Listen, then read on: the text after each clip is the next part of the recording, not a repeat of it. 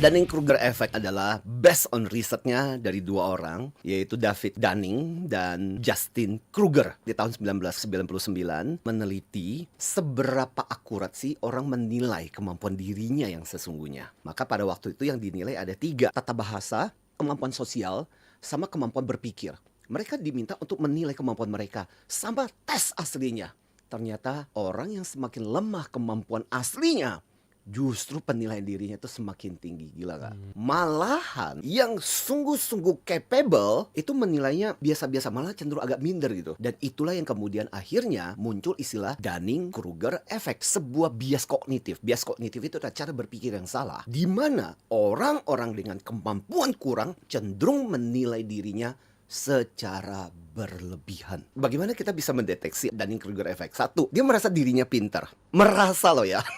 Bahkan kadang-kadang dia berani-beraninya berdebat sama orang ilmuwan ahli di bidang itu. 2 adalah dia tidak menyadari bahwa dirinya nggak mampu. Dia juga tidak mau mengakui tentang kekurangannya dan juga tidak mau mencari tahu. Nggak mau cari tahu. Ketika dikasih tahu aja, orang ini masih ngotot dengan keyakinannya. Dan pikirannya tertutup. Dia sama sekali tidak percaya dengan data-data fakta yang berbeda. Yang menurutnya, paling kamu juga iri aja.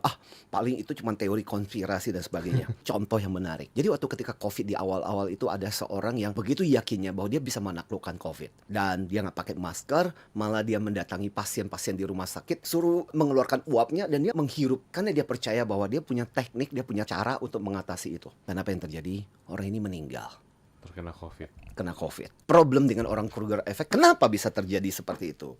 1, karena dia jarang diberikan feedback tentang situasi, tentang perilaku, tentang kondisi ini. Ada alasan kenapa orang nggak memberitahu. Bisa jadi karena orangnya ngeyelan, atau pada dasarnya nggak mau terima masukan, atau kasih masukan ke dia malah disebelin. Dan yang kedua, makanya kalau kita menghadapi orang-orang seperti ini, please jangan diapresiasi dong. Masukan yang jujur, masukan yang tulus kita nggak kasih.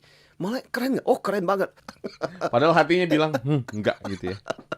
Dan akhirnya orang ini nggak pernah tahu gitu. Dan itu yang kemudian memberikan penguatan buat orang-orang seperti ini. Jadi dia makin pede. Atau karena mungkin sebelumnya tidak pernah kena sanksi sama sekali. Jadi nggak pernah kena dampak, nggak pernah kena akibat dari perilaku seperti ini.